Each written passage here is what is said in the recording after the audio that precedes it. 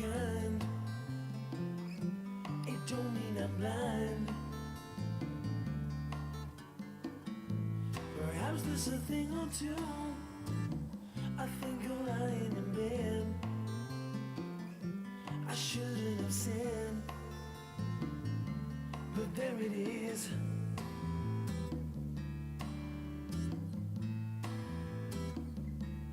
You see, it's all clear. You were meant to be here.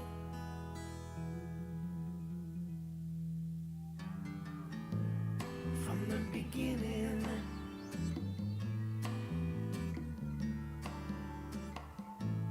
Maybe I might have changed and not been so cruel, not being such a fool. Whatever is done is done. I just can't recall. It doesn't matter at all.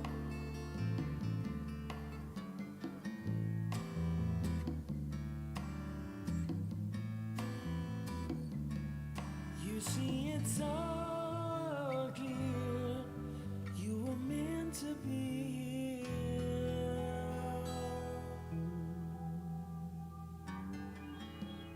From the beginning.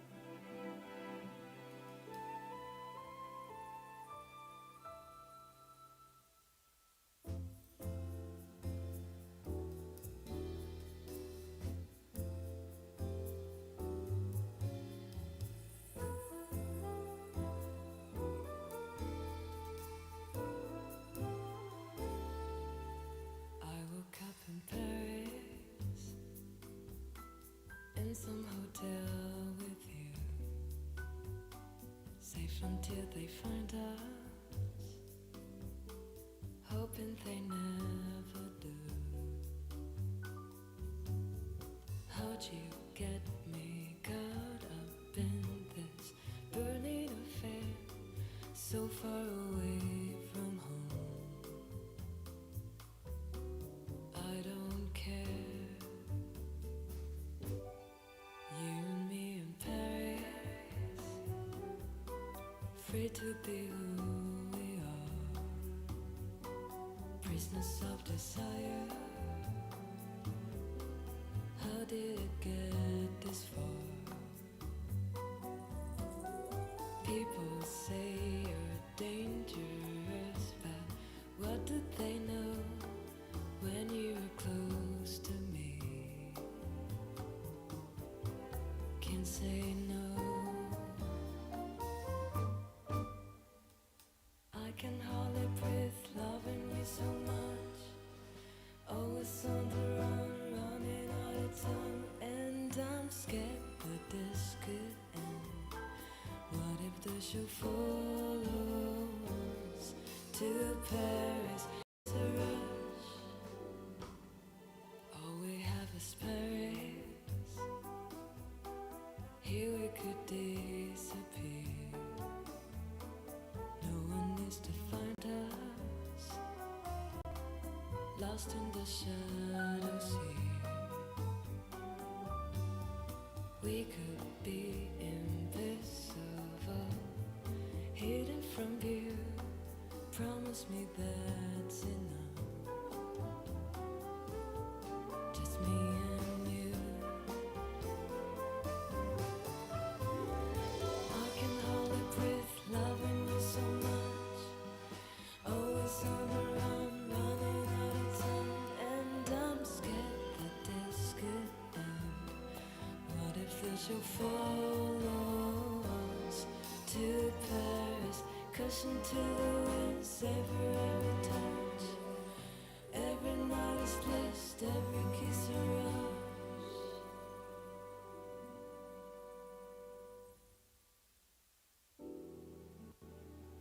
I woke up in Paris.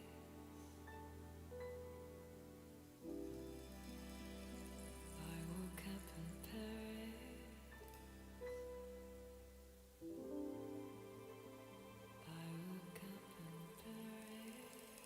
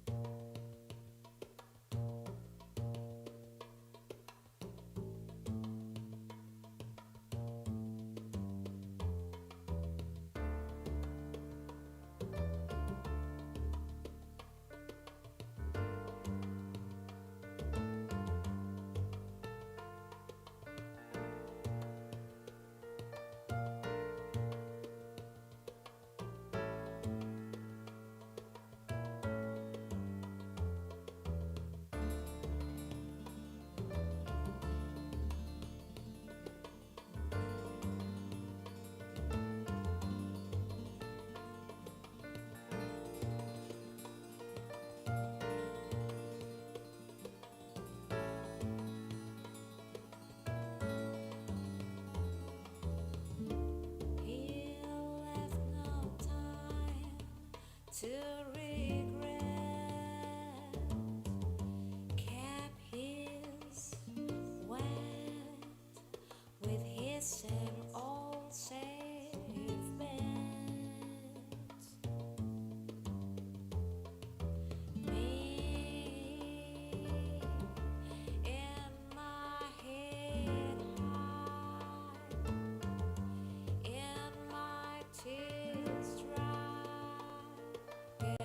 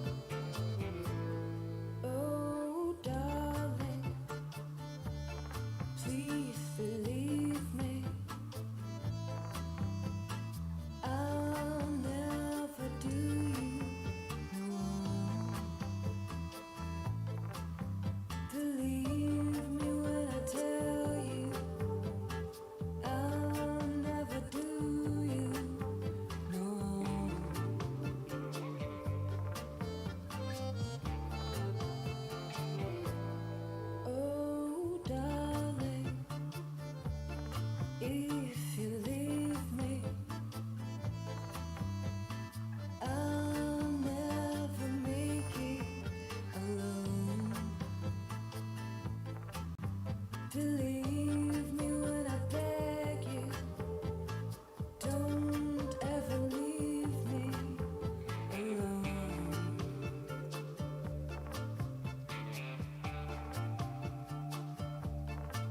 When you told me you didn't need me anymore, well, you know I nearly broke down and cried, cried, cried. When you told me you didn't need me anymore, well, you know I nearly fell down and died, died, died.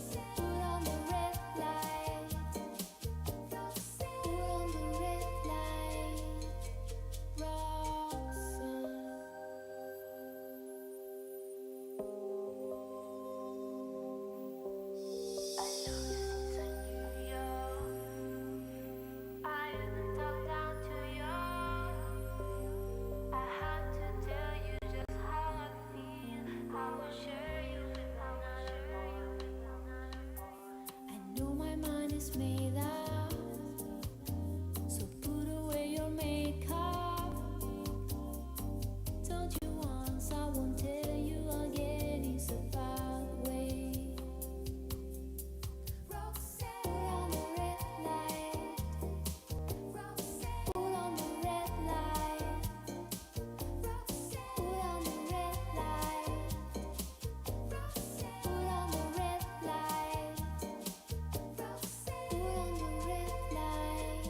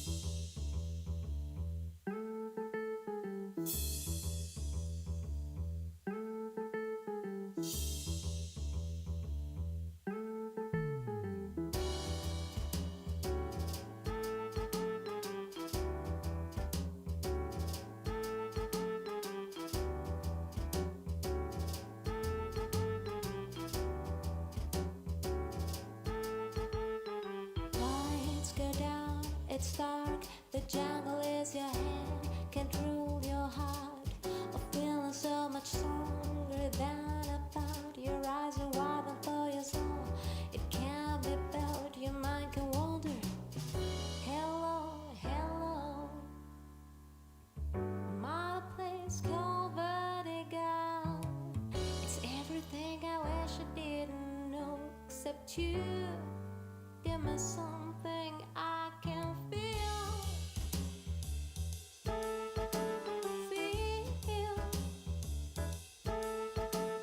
The night is full of holes, as bullets rip the sky of ink with gold. The twinkle of the boys say rock and roll. They know that they can dance, at least they know. I can stamp the beat, I'm asking for the check. The girl with crimson nails is Jesus round her neck. Swing into the music, swing into the music. Oh, oh. Hello, hello. I'm at a place called Vertigo. It's everything I wish I didn't know about you. Give me something I can feel. Feel.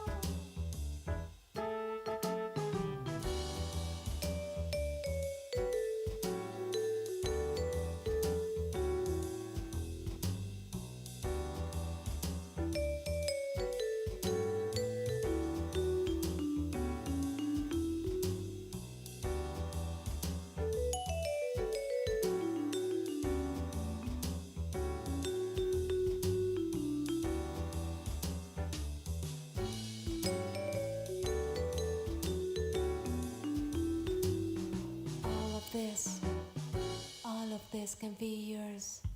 All of this can be yours. All of this can be yours. Just give me what I want, and no one gets hurt. Hello, hello, my place called Vertigo. Lights go down, and all I know is that you give me something I can feel. Your love teaching me how.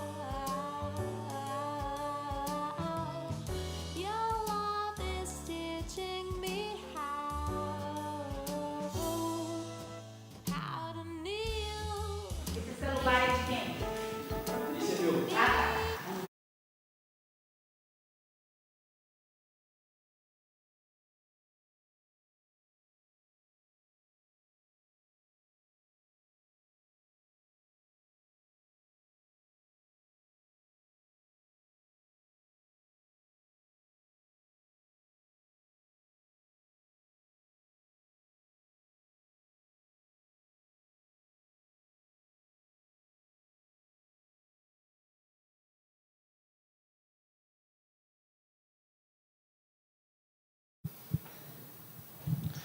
Então, boa noite, né?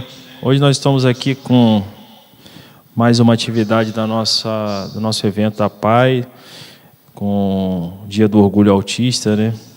Esse é um evento que a gente está buscando desenvolver com a entidade, com a comunidade da nossa cidade, para levar mais informação para as pessoas, né? Sobre essa temática muito importante, né?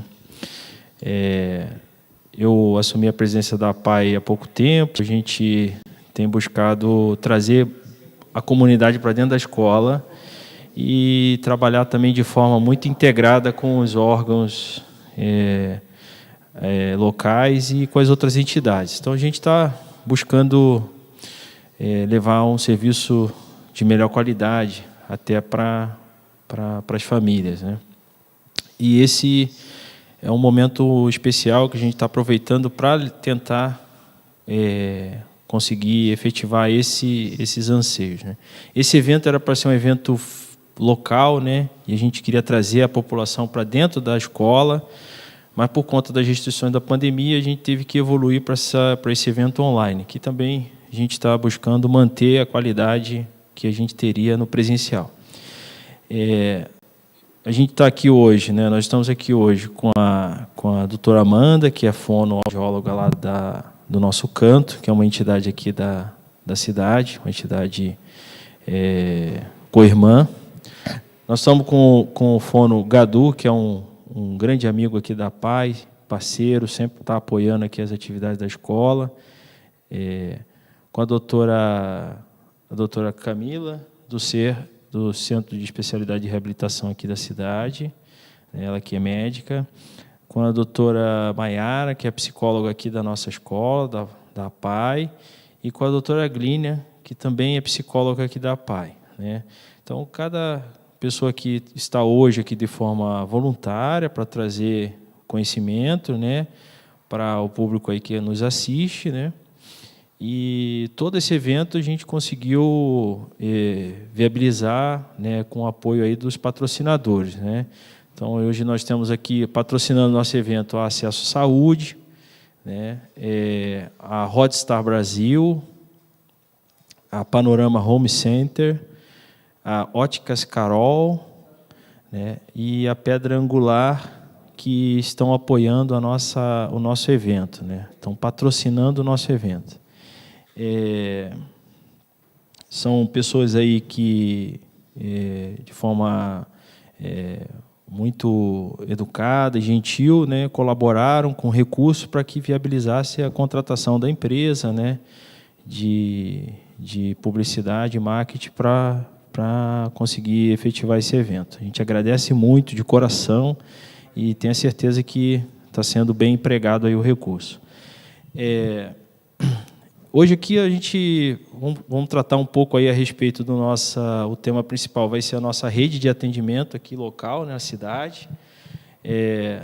Nós que temos aí aqui na cidade uma situação característica, né, ímpar, né? A cidade ela goza aí de uma série de entidades aí que apoiam no atendimento.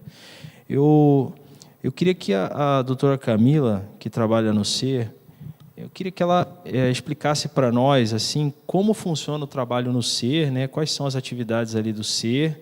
Eu assim que estou aprendendo um pouco, né? Nesse período que estou aqui na escola, e também eu queria que a senhora explicasse um pouco da rede, né? Que as pessoas pudessem ter essa noção do todo, né? Porque às vezes as pessoas olham só PAI, esse atendimento da PAI, o atendimento do nosso canto, o atendimento do SER, mas a gente pensar como um organismo, né, que a gente não faz nada sozinho, né? Então, trabalhar em um grupo grande aí para que a gente consiga levar o melhor serviço para a população, né? Vou passar para a doutora Camila aqui. Bom, boa noite. Primeiro é um prazer estar aqui, podendo conversar com vocês. Acho que trocar experiências, trocar ideias é super importante, inclusive para a divulgação de conhecimento, né? Porque eu acho que o conhecimento para os pais influencia para os pais, professores e para a comunidade em si, porque uma criança não é só de uma família e sim de uma comunidade. Então, esses ensinamentos eles fazem com que as nossas crianças tenham um desenvolvimento muito melhor. Então, é uma grata satisfação estar aqui. E eu trabalho no Ser 4 não faz um ano, e, para mim, é uma experiência muito gratificante. O Ser 4 é um centro especializado em reabilitação, e 4 por conta da reabilitação das 4 deficiências, né, que seria auditiva, visual, física e intelectual. A minha parte, a parte da neurologia infantil, ela trabalha bastante com a parte do déficit intelectual, do autismo, mas a gente também tem uma gama de outras patologias e outras comorbidades dentro da neurologia, atendidas pelo neurologista. Que tem o neurologista adulto e tem o neurologista da infância e adolescência.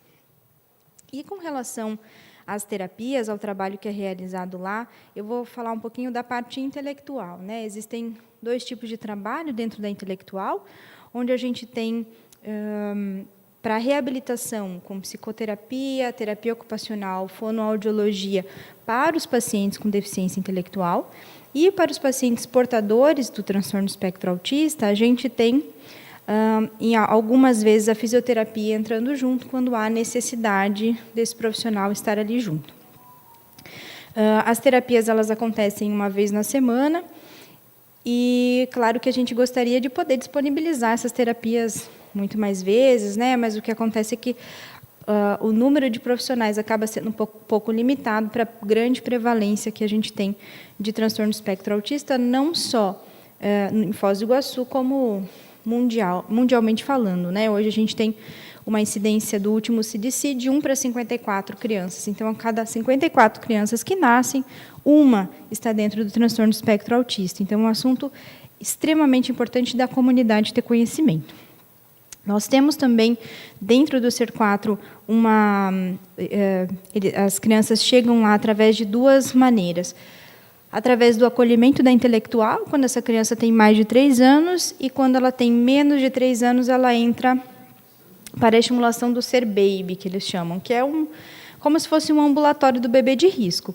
Então, bebês, por exemplo, que passaram pelo Costa Cavalcante ou outro local em que ele é uma criança que foi prematura, uma criança que teve alguns riscos e que pode ter algum risco de transtorno do desenvolvimento, especificamente, ele passa por lá para que tenha um acolhimento muito mais rápido. Aí é visto pela fisioterapia, terapia ocupacional, psicologia e por mim.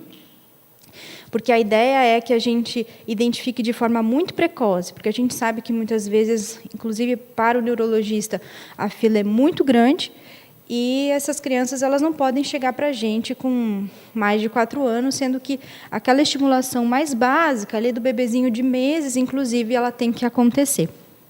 Então, são essas 2 formas de entrada do paciente. O paciente tem que ser encaminhado pela UBS, né? Ou com a suspeita diagnóstica.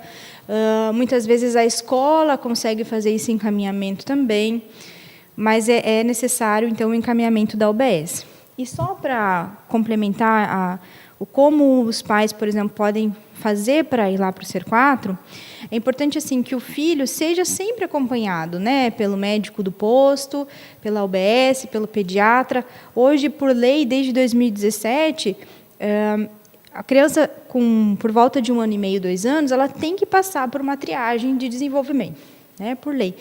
Então, os pais podem pedir, olha, eu estou incomodado, né? Então, o pediatra, o médico do posto de saúde avalia e pode fazer esse encaminhamento, esse direcionamento para, então, o Ser 4, para fazer as avaliações.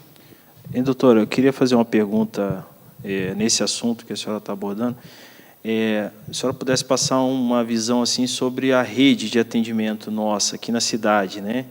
Do qual a PAI faz parte, né? A senhora citou da UBS, muita gente às vezes não entende o que é UBS, né? E seria bom a senhora passar uma visão assim que as pessoas entenderem como é que funciona, na verdade, um pouco o sistema de saúde, né? Às vezes as pessoas mais simples não entendem, né? Aonde procurar, aonde pode buscar, né? Às vezes ou na UBS, né? Às vezes a gente percebe que as pessoas vêm na PAI também procurar, né? Então, são alguns pontos de acesso em que essa família que percebeu uma diferença pode se socorrer, né? Eu queria que a senhora explicasse assim um pouquinho sobre isso. A primeira coisa que a família precisa saber é que, a partir do momento que a criança nasce, ela precisa passar pelas consultas de puericultura, né? Isso acontece no posto de saúde, no bairro da sua casa.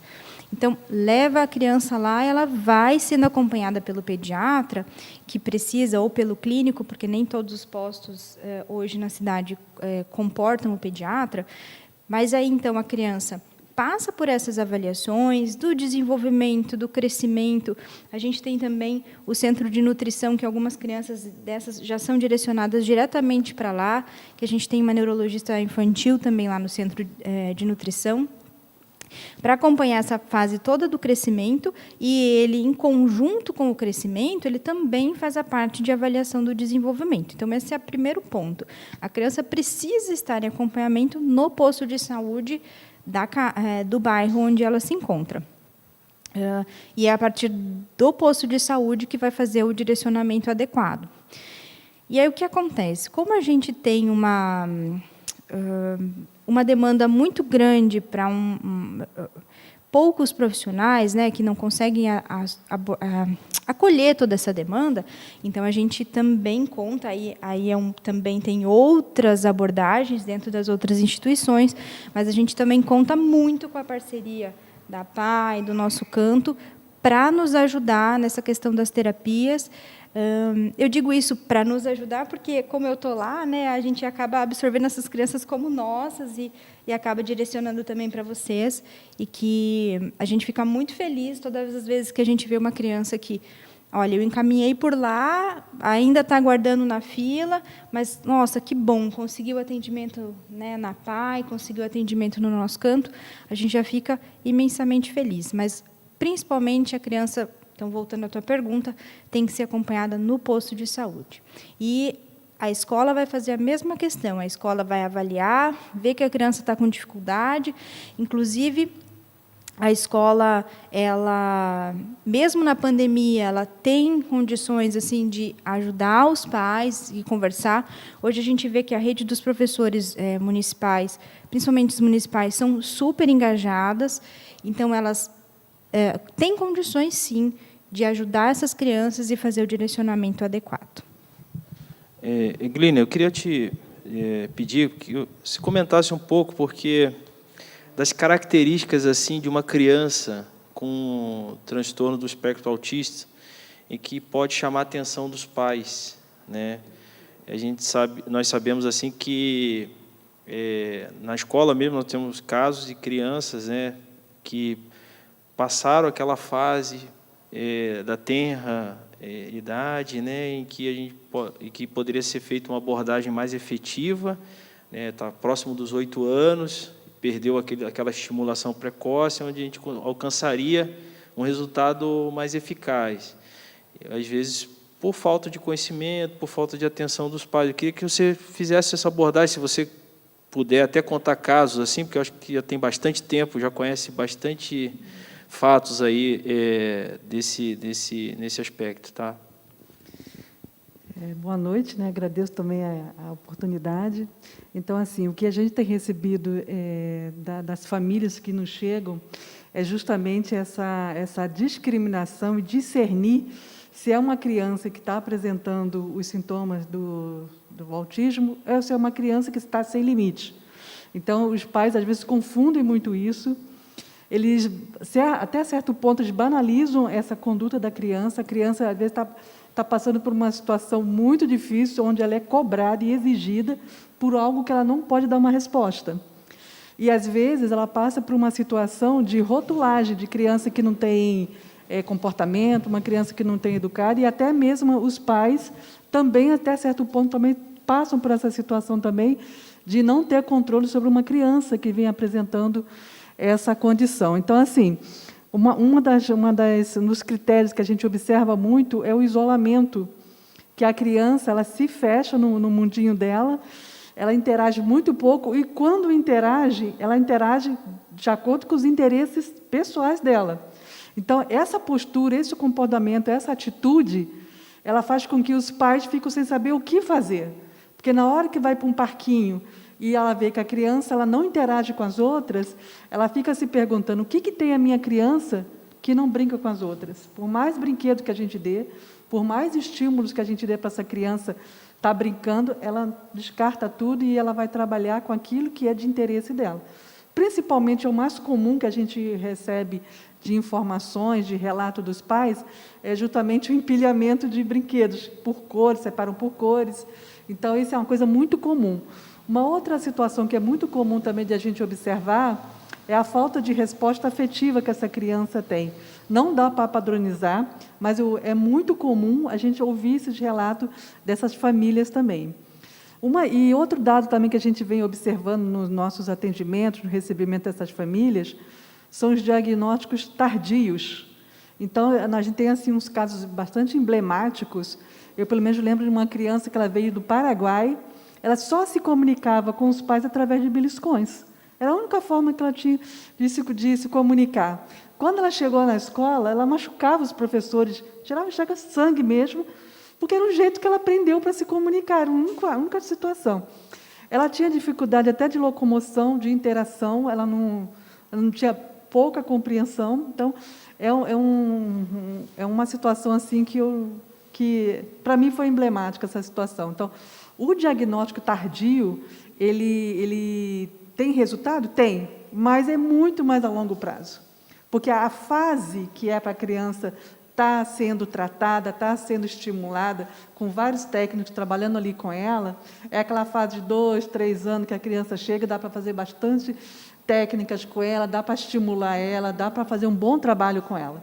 Quanto mais cedo a criança chegar, mais a gente consegue ter um resultado. Quanto mais tarde, mais lento vai ter. Vai ter, mas é mais lento. E outro dado interessante que está chegando para a gente, inclusive com a doutora Camila, que está mandando muitos pacientes para a gente, são alguns pais se identificando com o diagnóstico dos filhos. Isso está sendo muito comum. Até uns 5 anos atrás, 10 anos atrás, a gente não observava essa condição. Então, eles chegam falando assim: tudo que meu filho está passando, eu passei. A minha mãe relata exatamente isso. E essa, como é que eu posso dizer, esse reconhecimento, essa identificação, tem um lado bom e um lado ruim disso. Quando o pai reconhece e ele aceita, e ele consegue, ele dá um tratamento, ele se engaja e vai tudo bem em frente. Agora, tem uma situação que, às vezes, aí que eu digo que ocorre uma banalização, que ele pensa assim, e chega a verbalizar: bom, se eu passei e eu venci, meu filho vai fazer a mesma coisa. Então, às vezes, tem um equívoco de compreensão dessa identificação. E aí a gente orienta, na hora que a gente está com esse pai na frente, a gente já faz uma orientação nesse sentido de: não, o seu filho tem que ter a oportunidade, ele tem o direito de ter esses atendimentos, e vamos em frente, vamos começar tem vaga, vamos colocar já para começar a atender. Então, são casos emblemáticos que a gente tem recebido aí com uma certa frequência. Eu digo que acho que abriu as portas para o autismo, porque eu nunca vi tanto autista chegando, porque a gente teve uma onda do síndrome de Down, agora é o autismo, né? E isso exige que a gente, enquanto técnico, vai estudando cada vez mais, pesquisando cada vez mais, vai remontando, juntando, arquivando e dissipando e passando conhecimento à frente, porque as casuísticas estão muito grandes, com frequência, a gente faz avaliação aqui na PAI. Eu, pelo menos, trabalho aqui toda sexta-feira. A Maera depois pode até complementar com outras experiências também que ela tem, mas é muito autismo, é muita criança autista. E eles estão vindo com um comportamento que, devido à falta justamente de como lidar com o comportamento dessa criança, tem causado um prejuízo, inclusive assim, no seio familiar. Então, eu gosto muito de trabalhar, que eu digo que criança ela não está sozinha na família. A criança ela envolve todo mundo dentro daquela situação dela, daquele comportamento. Então, às vezes, é exaustivo, é cansativo você lidar com uma criança sem a informação de um técnico que está ali orientando. Então, eu acho até é grave a situação, porque acaba causando um transtorno familiar se a pessoa não tem a informação. E é interessante que, quando ela tem um diagnóstico, ela agora eu já sei por onde que eu vou começar a atuar com essa criança. Você dá um norte para a criança, para a família, e a família consegue aí lidar com essa criança de forma técnica, orientada. Então, aí ela começa a ver os resultados. Aqui na PAI a gente trabalha muito com os fonos nos dão esses feedbacks, as fisioterapeutas, a musicoterapia também é muito bom nesse caso também, trabalhar com essa criança. Então, a gente tem esses resultados aí que são a olhos vistos. A equipe conversa entre si e vai ajustando onde que cada um pode estar contribuindo ali dentro da sua área. Quer falar um pouquinho, Mayara? Não? Glínia, obrigado aí, eu agradeço a tua apresentação, assim, foi fantástico essa colocação, né? Eu queria passar agora, Glínia, para a Amanda. Eu quero perguntar para a Amanda, assim, quero deixar a Amanda à vontade para contar um pouco do trabalho lá do nosso canto, tá? Do trabalho desenvolvido lá, da equipe, né? Do que vocês, dentro da rede, né? O que vocês proporcionam, né? A quantidade de pessoas, né? Hoje aqui na PAI nós temos mais de 500 pessoas já atendidas, né? Entre a parte pedagógica e o pessoal do nosso setor, e a gente tem essa perspectiva e o nosso planejamento de ampliação, né? Tanto da parte pedagógica quanto da parte de atendimento, né? A gente está buscando trabalhar muito dentro dessa parceria aí com os órgãos locais. Eu queria deixar aberto para você, Amanda, para você contar um pouco do nosso canto, que também é uma entidade que faz parte da rede, né? Esse microfone está ok? Então, não sei se ele está. Acho que está. Ok? Boa noite, meu nome é Amanda, sou fonoaudióloga do nosso canto, trabalho lá há 3 anos, né? O nosso canto tem a equipe, né, multidisciplinar, que tem fonoaudióloga, 2 fonoaudiólogas, 2 terapeutas ocupacional, uma fisioterapeuta, 2 psicólogas e temos também vinculada a ecoterapia. Eu sou fonoaudióloga tanto na instituição quanto na ecoterapia. Nossos atendimentos acontecem de forma vinculada, né? E também tem a questão da parte escolar. Então, o nosso público maior são autistas e são crianças com deficiências intelectuais. E também múltiplas deficiências. Tem Down, tem diagnóstico de TEA e diagnóstico de deficiência intelectual associado também. Nós temos uma demanda muito grande da educação infantil. A gente tem uma parceria, até a PAI também tem, né, com o município, que as crianças que têm algum atraso de linguagem, atraso motor, ela pode estar procurando tanto o nosso canto, né, quanto a PAI, para fazer essa estimulação. Então, a criança, ela vai no CEMEI, né, antes da pandemia, ela tem que estar matriculada no CEMEI, e com nós fazer os atendimentos e também ter a parte pedagógica também, que as professoras dão essa parte da estimulação. A maioria das nossas crianças, elas já vêm com diagnóstico, né? É muito difícil, às vezes, umas que vêm para estimulação e nós mandamos para ter o diagnóstico, diferente do particular, das clínicas, que primeiro os pais procuram para estimular, depois nós damos o diagnóstico. Lá, a maioria das crianças já vem com diagnósticos. Nós também temos o neurologista e o psiquiatra, né, o Dr. Mauricio e o Dr. Elton, que faz alguns atendimentos lá. Claro que a cada 2 meses eles fazem esse atendimento, a questão das receitas, né, da medicação das crianças, até a gente observa bastante essa questão da medicação, porque é de suma importância, né, nos nossos atendimentos, porque, às vezes, os pais, né, têm essa dificuldade com a regulação da medicação. Eu sou fonoaudióloga também na ecoterapia, é uma busca muito grande pelos pais pela ecoterapia. A maioria dos pais que vão ao nosso canto, o foco maior é a ecoterapia, é uma terapia diferenciada, a criança fica exposta, né? A gente, quando está fazendo a terapia dentro da sala, a gente está ali com tudo controlado, né, para a criança. E quando a gente está, né, com a criança em cima do cavalo, tem barulho, tem pessoas passando, às vezes, o cavalo faz um movimento mais brusco. Então, essas coisas a gente adapta a criança. É igual o barulho, né? Passa carro, então a criança ali ela fica exposta. Qual o comportamento que ela teve, né? Em cima do cavalo, algumas questões sensoriais, questões de comportamento, a comunicação com o animal, que é de extrema importância. Isso desenvolve muito a questão da comunicação, a questão comportamental. Então, assim, eu acho que os nossos atendimentos são de suma importância, assim, para os pais. Claro que ainda nós temos defasagem de profissionais, né, como todas as instituições. A gente queria ter mais profissionais, queria ter um espaço maior, só que não dá, né? Não conseguimos ainda ter um espaço maior, porque não adianta também ter vários profissionais e não ter um espaço adequado para as crianças, né, para fazer esses atendimentos. Então, essa eu acho que é a nossa realidade, a quantidade de profissionais e o espaço. Se tivéssemos um espaço maior, mais profissionais, atenderíamos mais demandas. Nós temos uma fila de espera bem grande, então a gente não consegue atender todos. Muitas vezes as crianças vêm para os nossos atendimentos e tem vaga com a psicóloga, mas não tem vaga com a fono. Não tem vaga na ecoterapia, nós queríamos mais dias na ecoterapia.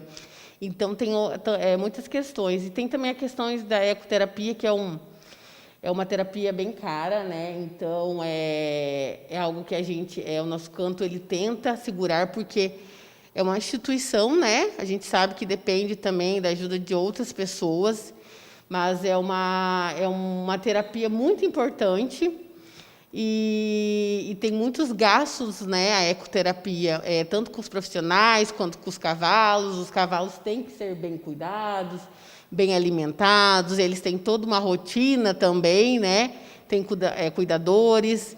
Então, tudo isso também é uma defasagem que nós temos, né? Nós queríamos a ecoterapia todos os dias, queríamos uma terapeuta ocupacional na ecoterapia, né? Porque a parte sensorial, né? Eu trabalho a parte da comunicação, a psicóloga a parte comportamental, a físio as questões motoras, mas faltam a terapeuta ocupacional também na nossa equipe. E, conforme indo, a gente quer ampliar, né, claro, sempre mais a nossa equipe, e a gente faz um excelente trabalho, assim. A gente cuida muito, assim, na nossa vivência, assim, a rotina das crianças. A gente procura sempre se comunicar, porque qualquer coisa, né, eles entram... tem a questão da rotina, se não estiver corretamente, ou se tiver uma mudança, eles já se descontrolam, eles já se desregulam. Então, a gente tem todo esse cuidado também por conta da rotina. Tem também e as crianças que fazem atendimento no nosso canto, da educação infantil, ela tem esses atendimentos até a idade que elas estão na educação infantil. Depois, quando elas completam 6 anos, que elas vão para o ensino fundamental, se elas não têm a deficiência intelectual associada, elas vão para o ensino regular, e isso elas têm que procurar a rede, que é o Ser4, postos de saúde. E essa é a dificuldade. Vários pais entram em contato com a gente depois que elas saem do nosso canto, que não conseguiu vaga ainda, porque, né, é muita demanda no Ser4, então a gente não consegue suprir o ensino fundamental. O ensino fundamental a gente só atende, o ensino fundamental, o EJA, são os que estudam na escola. Então, eu acho que a maior dificuldade dos pais, assim, que vão no nosso canto, na parte da educação infantil, é ter esse acompanhamento, depois que a criança sair do nosso canto, que completa 6 anos, que ela só tem um atraso de linguagem, ou só tem um diagnóstico de transtorno de espectro autista sem ter a deficiência intelectual associada, é a dificuldade de encontrar atendimento.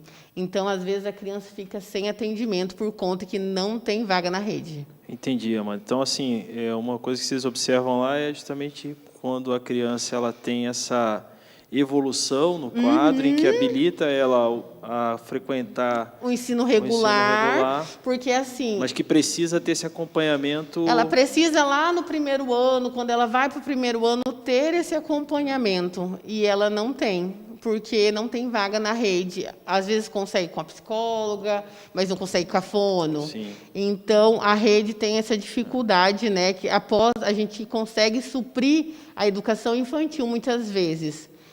Mas se a criança não é nosso aluno depois, se ela não tem uma deficiência intelectual, ela tem que procurar a rede, o CER4, os postos de saúde, e tem essa defasagem. Então, às vezes, a criança fica sem esse atendimento. Esse é um trabalho, viu, Amanda, que nós estamos tentando apoiar, estamos ajudando um estudo específico para tentar mudar essa realidade aqui na cidade, né? Até o pessoal do SER tem conversado com a gente tem alguns projetos em andamento que, com a bênção de Deus, aí vão conseguir ultrapassar esse problema, né? E ainda falando com relação ao que a Amanda trouxe, o ruim disso é que a criança já cria um vínculo com o terapeuta. Sim. Vai para a rede, às vezes consegue com um psicólogo da rede que não tenha o mesmo olhar para essa criança, né? Tem um olhar mais generalista. Então, a criança acaba tendo até retrocesso no desenvolvimento dela. Essa questão do vínculo é muito importante no tema do autismo. Maiara, aproveitando que você abordou assim, conta um pouco do trabalho na PAI. Conta para nós assim a rotina, um pouco desse trabalho que vocês realizam aí na PAI, né, no setor técnico, né, esses anseios, né, essas observações, até algumas coisas que a Amanda falou, pode ser também que a gente vive aqui, né? Sim. E é bacana, eu acho, a gente nós fazemos esse tipo de abordagem assim para que conheça um pouco da realidade da entidade também, tá? Pode. Então, o atendimento clínico, né, psicológico clínico, eu comecei a enfocar mais agora durante a pandemia, porque antes a gente voltava mais para o atendimento escolar, né?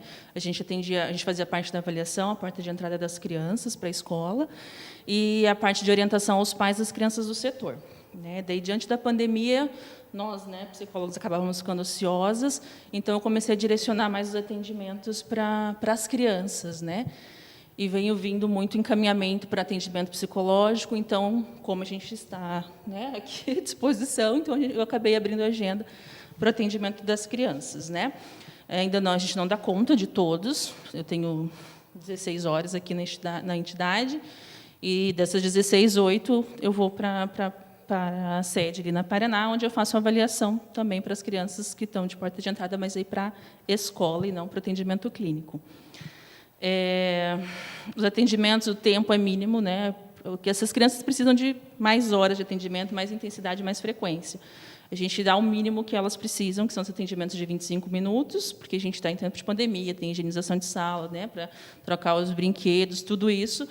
Então, a gente faz os atendimentos com horário marcado, aquela criança recebe o atendimento. Eu trabalho dentro da abordagem comportamental, e a gente faz as orientações para os pais nesse sentido, para eles darem continuidade em casa.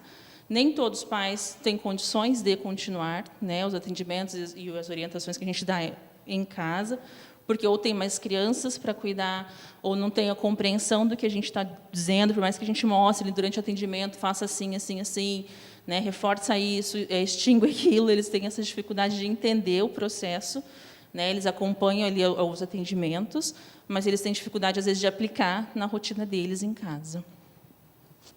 Eu posso só complementar um pouquinho essa fala da Maiara, que a gente está observando também que as nossas agendas também estão lotadas, nós estamos lidando com essa situação também de angústia, de não poder atender todos.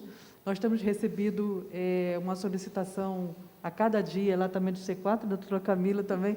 A gente já até conhece, eu conhecia a doutora Camila pelos papéis que ela mandava, né? Hoje foi pessoalmente que eu conheci e tive a grata satisfação de conhecê-la. Mas a gente tem esse fluxo bastante intenso com o C4, no sentido de ser a maioria dos encaminhamentos, as chegadas, dos agendamentos das avaliações. A gente tem uma equipe interessante, que nós temos uma musicoterapeuta, nós temos TO, nós temos duas fisioterapeutas, uma sensorial e outra de motricidade, são duas psicólogas, temos assistente social, tem o apoio de uma coordenadora, que é a Fernanda, que apoia a gente nesse trabalho de bastidor, que sem ela as coisas não funcionam, ela que dá o tom do trabalho, aí, orientando a gente, ajudando a gente no que pode. Então, é importante falar dessas relações quando os pais chegam, olha, eu cheguei agora do nosso canto, não tem vaga aqui, aqui tem vaga para vocês, o contrário deve acontecer lá também, penso eu, que essa movimentação dos pais procurando vaga para as crianças serem atendidas tem se intensificado bastante nos últimos tempos, porque essa demanda cresceu muito mesmo.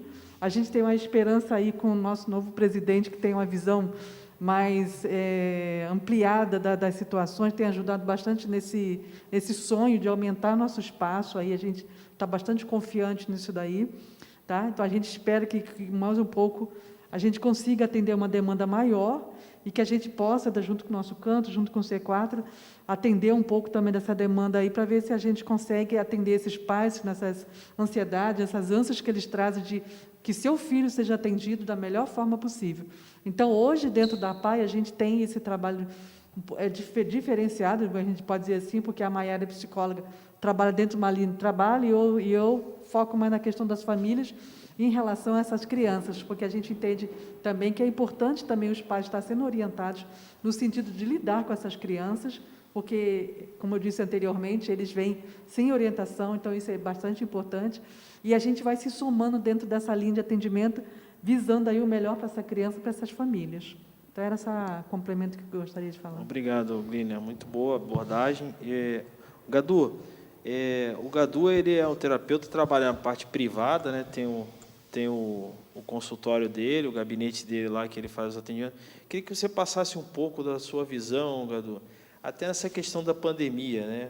Acho que você tem alguns dos seus pacientes lá, muitos, no primeiro momento, pararam de buscar o atendimento porque ficaram isolados, né?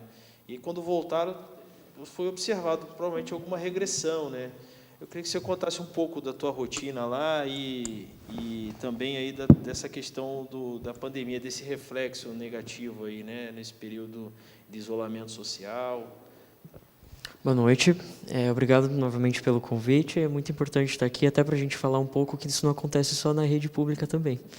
Então, na área privada, a gente vê também, porque tem muitos pais que vão na rede privada por não conseguir na rede pública e se esforçam para conseguir pagar, e principalmente pela questão da pandemia. Então, muitos pais perderam o emprego, e não só pela questão do isolamento, porque nós, como clínica, ficamos fechados ali nos primeiros 15 dias, e depois podemos dar continuidade no trabalho de forma normal. Mas teve toda essa questão do desemprego, da redução do trabalho, pais que trabalhavam de forma autônoma ali e não conseguiram pagar mais as sessões, e a gente vê que quem perde nisso tudo são as crianças. É o desenvolvimento delas. Então, claro que tem pais que voltaram agora, depois de 6 meses, depois de 4, 5 meses, com a criança, tudo que a gente conseguiu trabalhar, muitas vezes regrediu. Igual vocês comentaram, os pais a gente passa orientação para fazer em casa, mas é diferente. Então, a terapia faz toda a diferença nesse sentido, assim, da gente dar a continuidade, a importância da criança manter aquela rotina de terapia. E a gente vê que na rede pública, muitas vezes, a criança tem um período de atendimento, tem que esperar para voltar, dar vaga, ceder a vaga para outra criança, ou vai para uma outra instituição e também não consegue essa vaga. Então, a gente vê, até nessa parte da rede privada, a importância de dar a continuidade nesse tratamento. Gadu, só não quero te interromper, mas eu quero só destacar assim. Então, lá no teu consultório, você, de forma fática, observou que houve uma redução nos teus pacientes por conta do reflexo econômico da pandemia, né? Então, você percebeu que as pessoas pararam de buscar o atendimento porque faltou dinheiro, né? Isso mesmo, tanto pela condição financeira quanto pelo medo também. Muitos pais não levam as crianças pelo medo, principalmente na parte fonoaudiológica, porque a gente trabalha com a fala. Então, muitas crianças, principalmente dentro do espectro, não utilizam a máscara, não conseguem utilizar pela questão da sensibilidade ali, e nós também, muitas vezes, precisamos não utilizar a máscara para conseguir trabalhar alguns estímulos. Então, são várias questões que estão envolvidas nessa... Que a pandemia gerou, né? Exatamente. Então, principalmente nós fonos sentimos muito nessa parte, porque o nosso instrumento de trabalho é a boca. E é o que a gente não consegue usar agora. Até assim, eu até oriento os pais, né?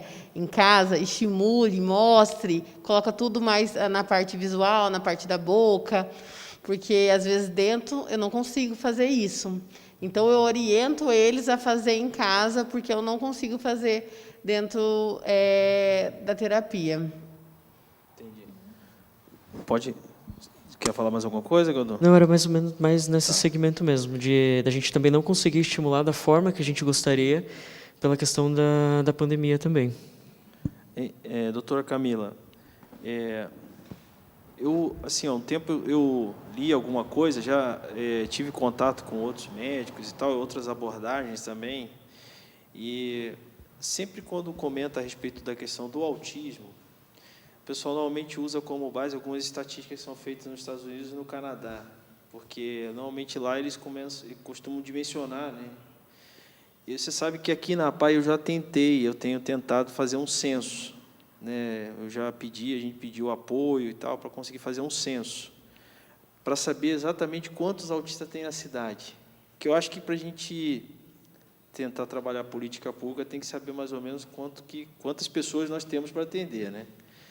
Então, muitas vezes a gente acaba mensurando pela demanda que a gente recebe, que a demanda é grande na APAE, mas a gente não tem uma noção na cidade o que a gente, por exemplo, tem ideia de que muitas pessoas que não conseguem vaga, né, alguns deficientes intelectual múltiplo, né, até mesmo autistas mais severos, acabam ficando em casa, né, acabam não procurando, né, eles desistem, né, de procurar o sistema, né.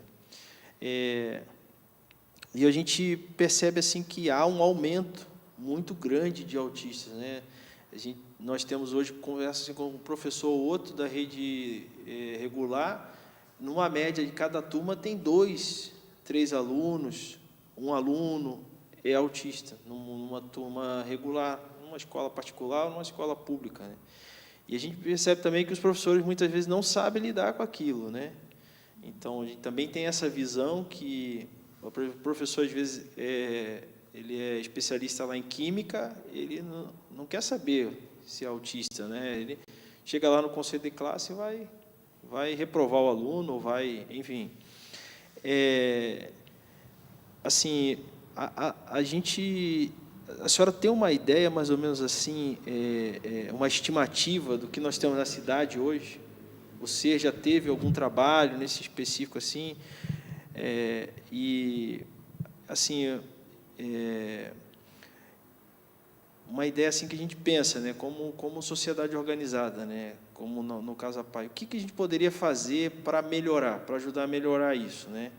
Então, é um trabalho que a gente está buscando, por exemplo, fazer mais reuniões com as escolas, com as equipes, né, trazer mais a comunidade para as entidades, né, fazer essa parceria com o SER, né, com a prefeitura, buscar esse trabalho de conscientização.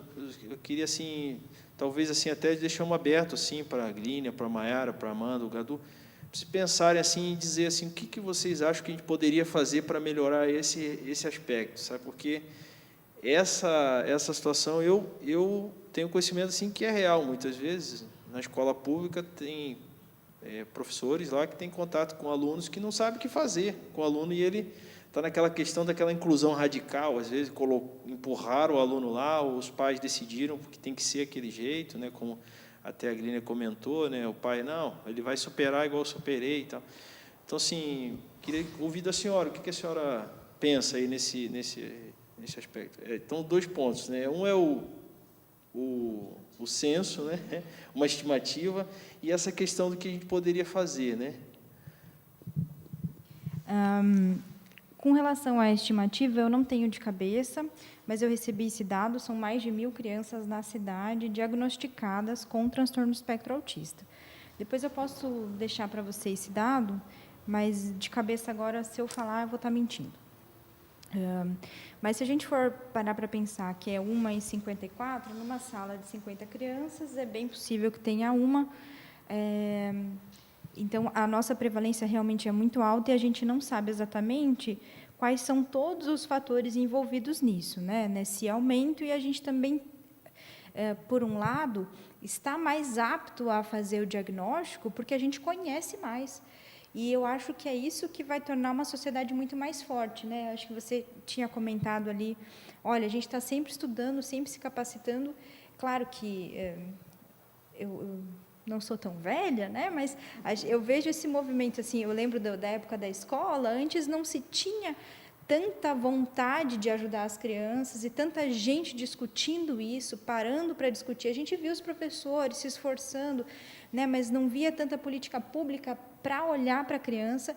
E hoje eu acho que o paciente com transtorno do espectro autista vem para transformar a sociedade num lugar melhor, né? Porque quando a gente olha para o desenvolvimento da criança, mesmo que ela não se enquadre dentro do transtorno do espectro, a gente vai observando, opa, essa aqui está com um pouquinho de atraso na fala, vamos ajudar ela também, mesmo que ela não... né, às vezes os pais percebem, olha, meu filho está atrasado, vamos ajudar ela para que na fase da alfabetização ela não tenha dificuldade. Tem uma das estimativas é que uma em cada 6 crianças tem algum tipo de atraso no desenvolvimento. Isso é muito alto, né? Em Foz do Iguaçu a gente tem a mesma prevalência, a gente não é privilegiado, né, de ser uma cidade com menor quantidade de crianças com TEA, e pelo contrário essa quantidade de crianças ela é importante para fazer essa mobilização, e eu acho que essas discussões e mobilizações é que vão fazer a nossa sociedade ser uma sociedade melhor. Tá? Essa é a primeira coisa, e é uma coisa que eu comento com os pais, que quando eles aceitam o diagnóstico, às vezes não precisa aceitar assim de primeira, né? Mas quando refletem sobre, quando pensam, eu preciso mudar, eu preciso melhorar, quando aquela questão que foi levantada, quando eu percebo que não é uma birra, ele está em sofrimento, isso é o sofrimento dele. Quando o pai começa a dimensionar, opa, eu acho que eu preciso ter um pouco mais de paciência, se eu fizer dessa maneira vai ficar melhor, isso vai tornando as crianças mais seguras, mais independentes e mais felizes. Esse é o objetivo do diagnóstico, esse é o objetivo do tratamento precoce, é ser feliz. Né? Não que a criança se enquadre dentro de uma sociedade que quer que ele seja dessa maneira. Não, a gente quer trabalhar com a felicidade da criança. E, para isso, a gente tem que dar esses recursos. E, pensando nisso, em como a gente poderia fazer para melhorar, eu vejo 2 coisas que são necessárias. A primeira é que o diagnóstico seja o mais precoce possível. Então, que o conhecimento seja cada vez mais divulgado. Eu vejo hoje o conhecimento sendo divulgado em Facebook, Instagram, e eu acho esse movimento incrível. Eu acabo não fazendo tanto, às vezes, pela demanda, pela correria, mas eu acho que é extremamente importante os profissionais se posicionarem, mostrarem, trazerem estudos e conversarem a respeito disso, porque, às vezes, uma postagem simples, né, pode, levantar, e aí a pessoa vai lá no Google, pesquisa, né? Isso é fundamental, inclusive os pais, porque hoje eu vejo que uma grande parcela desse desenvolvimento das terapias, dessa busca, são os pais. Né? São eles que impulsionam isso. Então, essa corrente de auxílio, muitos vêm dos pais, e eu acho isso incrível. Eu acho que eles são incríveis. Né? Eu tenho uma certa admiração por eles. Então, a primeira coisa, divulgação de conhecimento, diagnóstico precoce, e eu acho que os profissionais das redes de saúde têm que estar habilitados, mais cursos ainda para os professores. A gente teve até uma notícia hoje, se eu não me engano, de um pai que encontrou a criança com as pernas presas na escola. O professor prendeu com fita durex, porque o menino não parava. Né? A gente não sabe se ele tem alguma dificuldade, mas talvez uma hiperatividade, né, que não se enquadra dentro do TEA, mas também é uma dificuldade que traz bastante prejuízo social, prejuízo escolar, que precisa ser vista, e o professor estava totalmente despreparado, mas aí ele era um professor, eu acho que era não era, acho que era de 5ª ou 8ª série, porque o que a gente vê que, é de 6ª ao 9º, né, que mudou. Agora, a gente vê que os professores da rede municipal e mesmo das privadas têm se esforçado bastante para conseguir olhar para essas crianças e chamar os pais. Mas muitos professores, às vezes, têm muita dificuldade em como abordar isso com os pais, e eu acho que não é a abordagem que tem que ser feita, não é assim, olha, seu filho tem problema. Não. Olha, eu acho que seu filho tem autismo. Eu acho que ela tem que ser uma abordagem um pouquinho diferente. Olha, estou observando isso, e o que você vê em casa? né? Porque às vezes a gente precisa escutar eles mais do que só trazer a nossa demanda, do que a gente está percebendo, para que eles vão se dando conta, realmente não faz sentido ele estar agindo dessa maneira. Outra coisa que é extremamente necessário é que a comparação com outras crianças, ela é importante, para que a gente enxergue o desenvolvimento, principalmente de alguém que é leigo no desenvolvimento infantil, ok? Mas o que a gente não pode fazer é achar que, porque o fulaninho falou com 4 anos, é normal o meu filho falar com 4 anos. Isso a gente não pode aceitar, porque existe o que é desenvolvimento normal, né? Desculpa, existe o que é igualdade, existe o que é comparação, que o outro não fez, mas existe o que é normal, que está dentro de um padrão de normalidade. E falar só com 4 anos não está dentro do padrão de normalidade. Então, porque as pessoas falam, cada criança tem seu tempo. Tem seu tempo, mas existe aquilo que é normal. E os profissionais de saúde, os professores da escola estão capacitados para identificar esses desvios do desenvolvimento e fazerem orientação. Então, o que eu vejo, né? As escolas estarem mais preparadas e já estão fazendo esse movimento. Os profissionais de saúde estarem mais preparados, as unidades de saúde. Hoje, com a pandemia, também a gente teve outros 2 grandes problemas. Um era a escola, que identificava muito e não está tendo acesso a essa criança pequena. E outra é que muitas das puericulturas deixaram de acontecer, né? E aí as crianças foram sendo deixadas de lado, inclusive crianças desnutridas que eram para estar passando no posto de saúde. Isso é muito, muito triste. Mas, então, a UBS, os professores, mais conhecimento para os pais, mais divulgação dessas informações, e aí, com relação às terapias, aí a necessidade de uma ampliação. Concordo com você, de estudar quantos são os nossos pacientes, quantos são essas crianças, e de que maneira a gente vai conseguir auxiliá-las. Hoje, nos Estados Unidos, eles fazem um trabalho muito forte, porque eles entenderam que vale muito mais a pena eu fazer uma estimulação muito precoce, eu perco muito menos financeiramente fazendo uma estimulação precoce do que os prejuízos que possa acarretar, né? Um jovem que tem todo o potencial e que não foi estimulado. Acho que era isso, falei bastante. Então, aquela ideia realmente da gente conseguir investir nessa primeira infância para alcançar o desenvolvimento pleno é muito mais vantajoso para a sociedade como um todo, porque essa criança vai se tornar um adulto plenamente desenvolvido, capaz de fazer parte do mercado de trabalho, né, e contribuir com a sociedade e trazer, né, produzir muitos frutos, né. Sabe por quê? O que eu penso? Eu penso que todas as vezes que a gente possui dificuldades que impeçam eu de ser mais feliz, eu preciso buscar ajuda, né? Então, os pais, por exemplo, a gente tem muitos que chegam no consultório que você percebe que eles têm traços dentro do transtorno do espectro. E aí eu pergunto, está te trazendo prejuízo? Porque às vezes a gente consegue abordar. Está te trazendo prejuízo? Por que a gente não vai buscar ajuda para isso que está te trazendo sofrimento? Né? Às vezes não está trazendo um prejuízo para mim, diretamente, conscientemente, mas está trazendo prejuízo para a família, para a esposa, para o esposo. E às vezes você pergunta para ele, e o que você acha? Né? Pergunta para o outro da relação, o que você acha?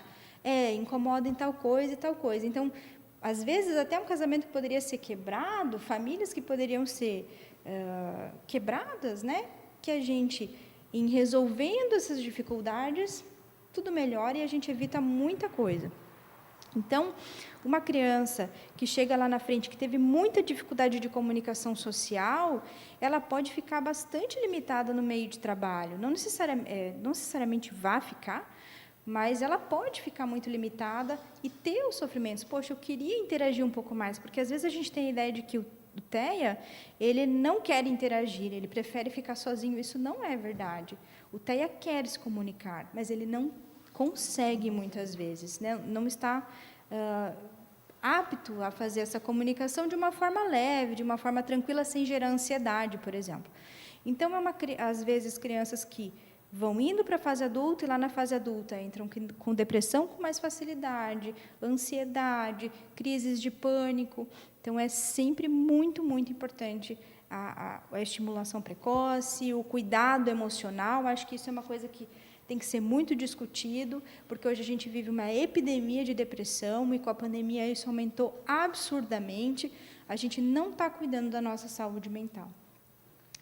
Doutora, eu vou aproveitar e pegar o gancho aí dessa questão da saúde mental que a senhora comentou. Eu vou fazer uma abordagem, vou perguntar assim, até se a senhora quiser contribuir, mas eu vou perguntar para a Clínica, para a Maiara. Esse dia eu li numa reportagem que um dos efeitos pós-pandemia é que nós precisaríamos aumentar em 5 vezes a nossa estrutura de atendimento para a saúde mental por conta dos efeitos que a pandemia vai gerar, né? Depois que passar a pandemia. E a pandemia foi, assim, está sendo drástico, né, para a sociedade, economicamente, né, socialmente, porque impede as pessoas de manterem contato, né? E na parte educacional também, a gente tem percebido aqui na escola, eu sempre ouvi muito que muitas vezes aqui na escola, muitos alunos às vezes saíam de férias, quando voltavam, muitas vezes voltavam com muita fome, porque não se alimentavam bem, às vezes, em casa, e também sem o devido medicamento, porque às vezes a família não faz o acompanhamento, né? Eu sempre comento aqui, o pessoal da escola, que as escolas, na verdade, são um ambiente de controle, né? É um controle social, porque o professor, muitas vezes, ele, aqui na escola, muitas vezes, fiscaliza se tomou o remédio, né? Verifica se a pessoa está bem cuidada, né? Se está bem com asseio, e principalmente também se não está sofrendo algum tipo de assédio, né? Ou violência sexual em casa, ou, sei lá, por algum vizinho, enfim. Muitas vezes é o professor que observa isso e controla, né? E com essa situação da pandemia, eu justamente queria perguntar para a Gline e para a Maiara, quais são assim os efeitos que vocês assim já pensam e estimam que a gente pode sofrer talvez aqui na escola? Isso vai se reproduzir talvez em todas as APAES no Brasil, né? Todas as escolas do Brasil, no pós-pandemia, né? Essa é uma ideia de... a doutora comentou até a questão da depressão, né? A gente percebe que, a gente escuta, né, e lê muito que há realmente um número grande, mas é uma ideia que a gente tem que buscar prospectar para se preparar, né? Porque essa é uma situação que vai acontecer, né? Essa perspectiva de aumento de 5 vezes do aparelho de tratamento de saúde mental é muito realista, né? Então, eu queria que vocês fizessem uma colocação, fizessem uma abordagem a respeito disso, o que vocês acham, qual o pensamento? Doutora Camila, acho que ela estava mais apta para falar da questão da saúde mental, em se tratando de depressão e ansiedade, né? O que a gente pode falar é que, quando começou a demanda dessa ansiedade, desse atendimento para a saúde mental, foi no início da pandemia, e se tratando do nosso público de alunos. Por quê? Porque o aluno ele tinha uma rotina, e a rotina dele, às vezes, era sair de manhã, vir para a escola, depois se alimentar e fazer as atividades em casa. Então, ele mantinha uma rotina. Na hora que você tira essa rotina, tem consequências disso daí. Então, vamos falar nem da criança autista, mas com outras comorbidades, com outras enfermidades, com outras demandas de saúde mental, né?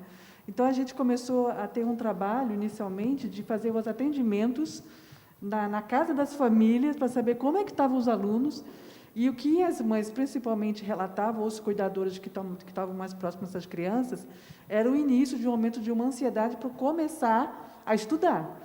E a situação vai passando, e a gente acha que, quando está melhorando a pandemia, ela piora mais ainda, e aí as famílias são orientadas a conversar com esses alunos, que não é o momento, mas eles não querem saber, eles não têm esse entendimento, eles querem estar na sala de aula.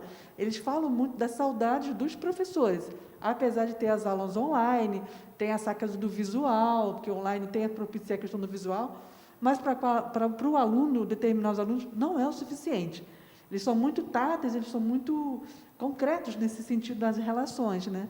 Então, a gente veio observando o aumento já dessa ansiedade e dessa vontade de querer estar com o outro, né? No caso do autista, o que ele faz com as famílias? Eles querem estar junto, às vezes, com os coleguinhas, que são seus pares, né? porque o autista com o autista se entende bem. Então, ele vai. Então, ele precisa, às vezes, do outro. O outro é o espelho dele, nesse tipo de comportamento. Então, o que ele faz? Ele precisa dessa relação para estar estabelecendo uma rotina que não é só dentro da casa. Eles têm uma rotina que tem que sair daquela casa. Então, a gente vem observando essa situação. Pós-Covid, o que a gente pode falar de prospectivas em relação a essa questão da saúde mental? O que a gente pode prospectar? Não sou eu a melhor pessoa para falar, eu acho que a doutora Camila tem mais competência nessa área da saúde mental, mas em termos de psicologia, de comportamento, o que a gente demanda, né? O que a gente vê que pode ocorrer, né? O que a gente vê, e a gente pode prospectar nesse sentido, é que as crianças, quando elas vêm com uma vontade de, como se tivesse recuperar o tempo perdido, tá certo? E isso vem junto com uma ansiedade junto também. Outra situação também que a gente vê, a gente tem aqui uma médica também que atende algumas crianças também, que é a doutora Elaine, e a agenda dela está sempre cheia, a agenda dela também. Ela vem aqui uma vez por semana, terça-feira, então ela vem atendendo esses alunos também, com essas demandas de comportamento mais alterado no sentido de aumento da ansiedade de querer vir para a escola, nesse sentido.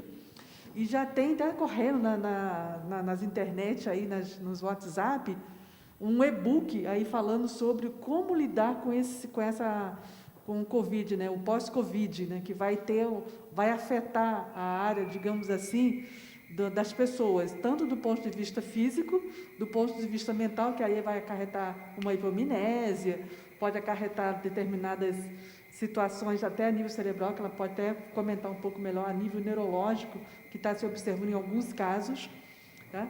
Então, a gente está esperando aí uma demanda de saúde bem grande nesse pós-Covid, né? E a gente torce, porque pelo menos a pessoa se salvou, né? Vai ter algumas sequelas tratáveis, tem tratamento, mas isso vai delongar um tempo da pessoa, vai fazer com que a pessoa ela invista mais um pouco na saúde dela, por conta dessa doença e das sequelas que teve. Cada caso vai ser um caso. A gente diz que cada pessoa tem uma resposta imunológica frente a um Covid, é o que está se comentando na internet, e a gente, enquanto profissional, fica aguardando o que vai chegar para a gente, né? Então, em termos de escola, em termos de setor, essa é a perspectiva que, pelo menos, eu faço. A Maia pode dar a opinião dela, a doutora Camila pode complementar ali também, o pessoal também pode ver o que está esperando, e algumas famílias já comentando, já falando algumas coisas, e a gente está vendo o que vai acontecer, né? Tanto as famílias, né, os alunos, mas como nós também, né, funcionários, a gente teve que ser bem forte, né, se preparar muito para atender as crianças, estar bem, né, igual na minha instituição, teve pessoas que adoeceram, teve profissionais que tiveram Covid, teve profissionais que o marido faleceu, então a gente vivenciou todo mundo junto, né? Então a gente sabe, como terapeuta, a gente tem que estar bem, né, para a criança, tem que estar disposto, feliz. Então acho que nós também, como terapeutas, profissionais, a gente vivenciou muita coisa e acompanhou nossos colegas, familiares dos colegas. Então, nós também, às vezes a gente parava assim, não, a gente tem que cuidar também da gente, né, da nossa saúde mental, porque a gente passou por tanta coisa e a gente sempre expostos ali, né, atender as crianças, igual vocês comentaram, eles não usam máscara, alguns autistas. Então, a gente também lidou também com algumas questões também da própria saúde das crianças, né? Então, às vezes, a gente orientava os pais, se a criança está muito gripada, se a criança está congestionada, fica em casa, né? Então, a gente teve também essas orientações e acabava que alguns pais chegavam, a criança bem secretiva, espirrando, até crianças ainda que estavam em isolamento saíram para ir na terapia. Então, a gente passou por momentos difíceis, né, com nós e também preocupados com a família, né, e com os colegas. Bem Pensando nos nossos alunos também, né, que foi uma das perguntas que você fez, Léo, acho que a gente pode pensar também na questão da agressividade, né? Porque muitos professores, às vezes, são figura de autoridade, né? A mãe, os pais, os familiares não conseguem controlar aquela criança. E aí o professor acaba sendo a figura de autoridade, de respeito, então talvez até a gente começar a pensar nessas questões também pós-Covid com as crianças quando elas retornarem para as aulas, né? Doutora, quer complementar? Acho que foi bem colocado. Foi.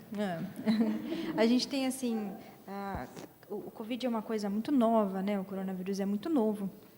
É um vírus que a gente sabe muito pouco. Mas hoje a gente sabe que as dificuldades de depressão, né, dos sintomas ansiosos pós-Covid, após a infecção do Covid, eles não são uma exceção, eles são quase uma regra, né? Então é muito, muito, muito frequente, assim. E a gente está descobrindo tudo agora, assim. É um vírus que traz muita comorbidade de várias ordens, assim. Uma coisa que eu acredito também que vai acontecer é que, por muito tempo, está sendo reprimido, porque acaba que, hoje, todos os investimentos em saúde estão para o coronavírus, né? Não digo todos, mas uma grande parcela é onde as prefeituras, os governadores, né, todos estão preocupados com o coronavírus, com os hospitais, enfim, com esses atendimentos, e esse dinheiro, muitas vezes, falta para o atendimento das redes de saúde mental. E o que acontece é uma repressão também dessa demanda, e depois vai estourar, né? E, às vezes, as pessoas realmente não saem de casa para procurar. Aí, acho que o psiquiatra, talvez, seria mais interessante. Deixa eu só aproveitar para falar, teve uma instituição que a gente não tem aqui, que é o CAPS Infantil, e que a gente tem um psiquiatra da infância e adolescência lá no CAPS, todas as manhãs. E lá também tem, mas aí não seria para o transtorno do espectro autista, mas eles têm, sim, algumas terapias. Claro que também não é o suficiente, mas, em alguns casos, a gente trabalha com parceria, né, atendendo... O nosso plano também com o CAPS, a gente tem parcerias, né, até profissionais que trabalham na instituição e trabalha no CAPS. Então, a gente também tem essa parceria com o CAPS, né, ainda mais o EJA, né? Então, tem muitas crianças que vão muitos adultos que vão no CAPS, tanto adulto quanto no CAPS infantil também. Nós temos também essa parceria.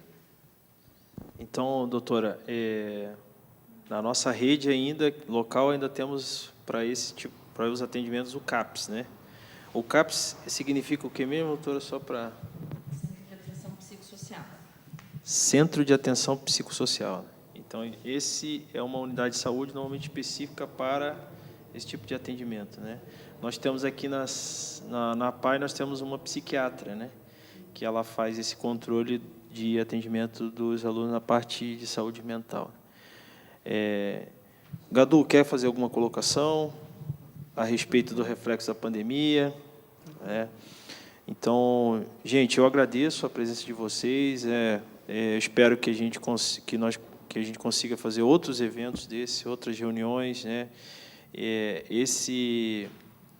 Esse conteúdo vai ficar registrado na página da PAI, né? Nós vamos divulgar no YouTube e as pessoas vão poder assistir quando quiserem, né? Sempre vou estar divulgando para os pais aqui, para a nossa rede. Eu peço que as outras entidades também façam isso, porque a informação é importante, ela percorrer todos os caminhos possíveis aí para que a gente tenha melhor efetividade aí, para que torne uma sociedade melhor e a gente alcance o bem comum, né?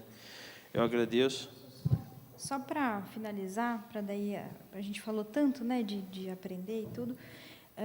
No site da Sociedade Brasileira de Neurologia Infantil tem um protocolo chamado Haja Cedo. Então, se vocês colocarem no Google Haja Cedo, vai ter lá as faixas etárias, o que seu filho deveria estar fazendo e como estimular seu filho nessa faixa etária. Isso já é um grande começo, assim, para os pais que têm algumas dúvidas. Façam esses testes, né? Verificam se o filho está ali dentro, está conseguindo fazer, e aí busquem ajuda. A gente está aqui para ajudar. Então, gente, a gente agradece a todos, né? Agradece a presença e Agradecemos aí os patrocinadores que apoiaram o nosso evento, né?